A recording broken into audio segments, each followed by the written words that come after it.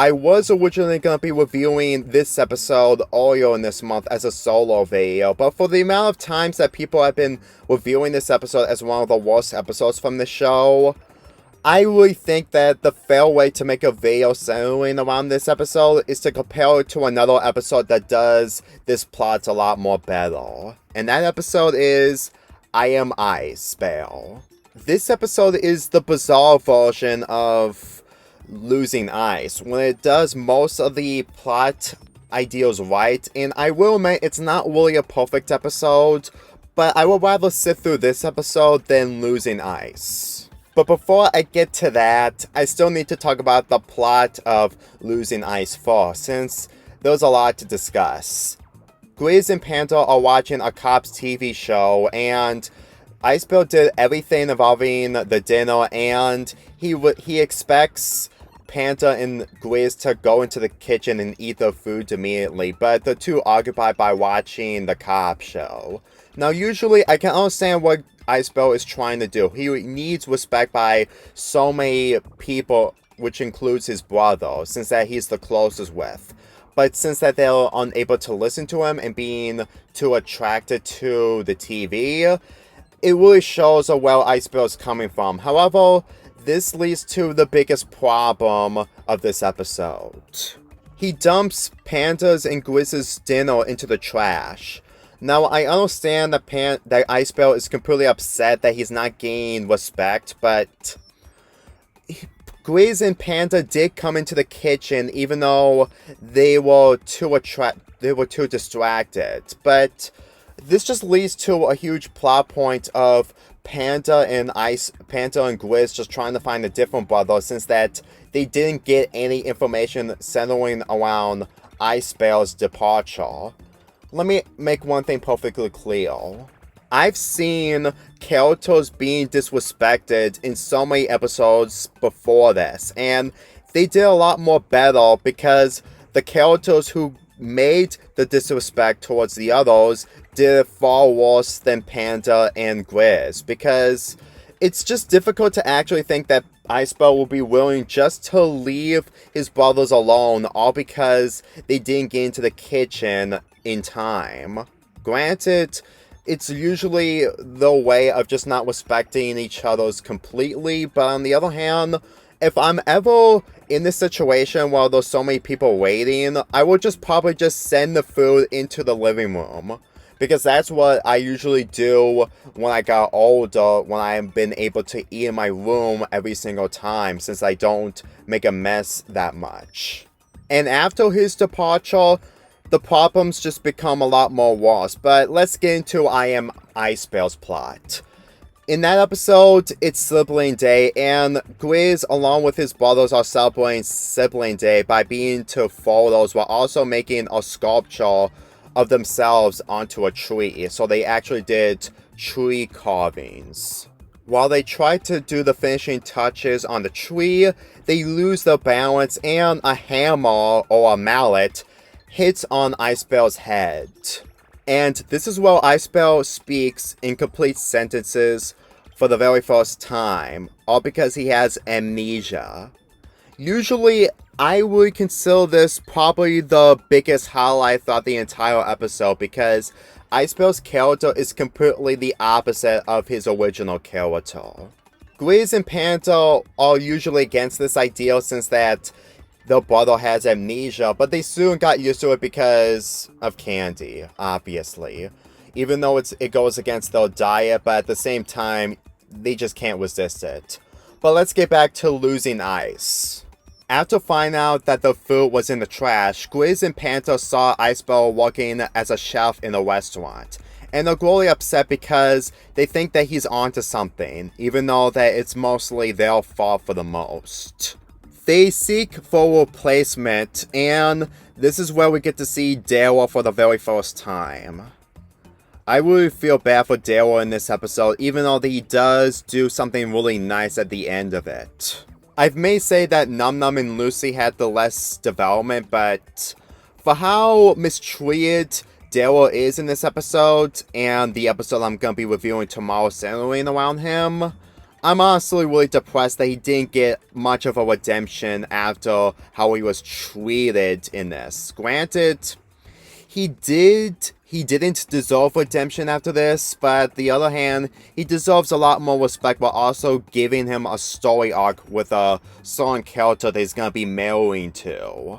If you guys are gonna mention me saying that Daryl is a plot device to teach Panda and Grizz about why Icebell left because he's being pushed around, no. I don't treat Daryl as a plot device whatsoever, because at this point, he really doesn't really do much in this episode other than just usually just being messed with and just being like the second Icebell. And unlike Icebell in general, Daryl doesn't even understand of how he wants to be brothers with Grizz and Panda other than the whole they lost their brother because of them being selfish. And every time he's on screen, I can tell that he deserves a lot more better after this episode. But let's get back to I Am Icebell. Since Panda and Grizz are mostly getting used to Icebell's new attitude, they also need to deal with the fact that Icebell doesn't do the barrel stack, since that he doesn't like it. But on the other hand, he's actually a lot more famous since that he got a lot more followers, and okay, I will admit that this is actually a plot hole in this episode of how Icebell got so many subscribers and followers, but let's be honest. This is basically the real life equivalent if Icebell is real and we are followers towards him more than Panda and Grizz. I'm just saying. It may be a stupid argument, but this is the same character who has an underground bathroom under the refrigerator with a fully installed toilet that is much more better than the toilet that Panda and Grizz has been losing. So I'm pretty sure that if Icebell can afford something like that, I'm sure that he can get a lot more followers of so many people in San Francisco and around the world, while also getting a new phone better than Panda's. And as the episode continues, Icebell becomes a lot more different when it comes to his personality, when it comes to being a sibling towards Panda and Grizz. And let me tell you that his dialogue is probably the best highlight, since that he actually gives motivation towards Panda, unlike Grizz. I mean, granted, Grizz does give Panda some motivation and a way to cheer him up, but for how Icebell delivers in all of his dialogue in this entire episode is probably one of the reasons why him being a character who gives one-liners is honestly another smart decision, because if he just has dialogue like the other characters, his character will probably be a lot more blander, which is what makes this episode a lot more entertaining. And the song he sung called Hey Baby Girl is a really entertaining song, and it's the total opposite of Icebell's character, since that he never sings whatsoever in the show. Granted, there could be debates, but on the other hand, I'm pretty sure that this song is a prime example of the opposite of Icebell's character, since that he got amnesia. One of the issues involving Icebell being a chef is because we don't get to see more outside of his life when it comes to him living on his own. Let me tell you that even if this argument has been talked about from Finn the Pony when he did a ranking of each episode in 10 words or less, he still makes a good point involving Icebell's character in this episode, since that he doesn't appear a lot in this episode. How am I supposed to be more invested in settling around Icebell's departure if we don't get to see more outside during his life without his brothers? It's a lot more complicated when you completely think that he managed to do all this on his own. Yes, he may be famous because he's a really expert, talented chef and also a good fighter, but with this episode centering around his chef skills, I'm pretty sure that it wouldn't kill anything just so that we can actually see what Icebell does by spending his time alone. And the fact that he doesn't do a change of heart by signing with the Bears in the middle of the episode, it makes the ending somewhat good, but at the same time, not really better executed. Anyway, let's get back to Grizz, Panda, and Daryl in this episode. They just made Grizz and Panda really unlikable and obviously too oblivious for what they did.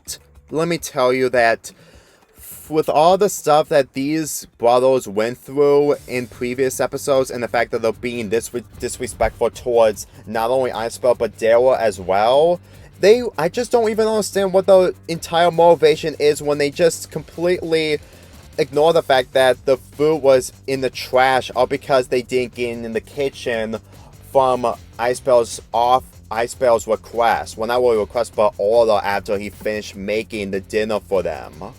And every time they take advantage towards Daryl in this episode, it's just panning out the one time. I'm being serious.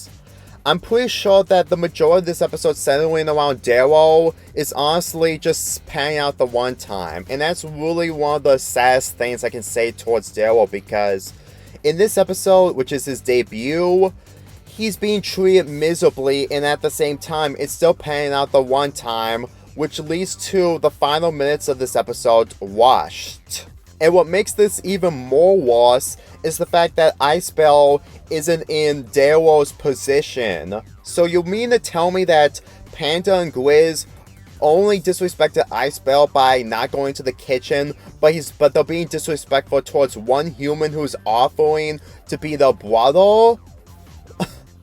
That's like a fourth sibling that they're gonna do against, but a human character who makes his debut is a really terrible way to showcase of what Panda and Grizz aren't like when it comes to their sibling relationship towards Icebell. I'm pretty sure if Icebell was Daryl in this, then I can think that everything in this would have been a lot more understanding and would have been executed a lot more better. But unfortunately, they didn't do that. Sometimes the final minutes of this episode where Daryl takes Panda and Grizz to where the airport is located, which is where Icebell is about to move. But on the other hand, that's literally the only thing that Daryl does, and it doesn't change the fact that he gets arrested at the end. Granted, he had to do what he could in order to save his friend's brother from leaving, but on the other hand, it just really shows that he deserves a lot more better. But thankfully, I am going to be reviewing a Daryl-centered episode tomorrow. But as of now, let's get back to I Am Icebell yet again. Unlike losing Icebell's pacing where it's mostly rushed and just not really focused, this episode is mostly focused on the pacing, with the first half centering around Icebell's new personality towards the other characters, mainly Panda and Grizz, while the other half is where he decides to be solo forever. If you're gonna say that the Amnesia plot has been done so many times, they really made the Amnesia plot in this episode a lot more different, since it's centering around Icebell having a different personality. If it's mainly about Icebell just not remembering everything, then this episode wouldn't be as better as losing Ice. I mean, it's watchable, but at the same time, not even better when it comes to zero entertainment or less effort. And when Icebell is starting to become a lot more different because of his amnesia, Grizz and Panda actually do something nice by completely hitting him in the head so that he can regain his own self back. A little bit selfish, but it's literally the only way, because amnesia only happens if you get hit in the head so badly. Well, not really badly, like physically, but on the other hand, just to get you back to normal. And when you have Grizz and Panda a lot more likable than what they're portrayed in Using Ice, is a major improvement. So let me tell you that the fact that they failed only for the tree to be felled onto Icebell after being nearly chopped down, and the fact that everything is back to normal, is a great way to wrap up this episode. This episode instantly reminds me of characters just usually go against each other, but done in the right way because of a whole mistake or a tire accident that leads to a character that changed their ways. Granted, this episode is mostly about amnesia, while Icebell is completely different, But unlike what he's portrayed in Losing Ice, he actually knows what's going on, and yet he refuses to come back.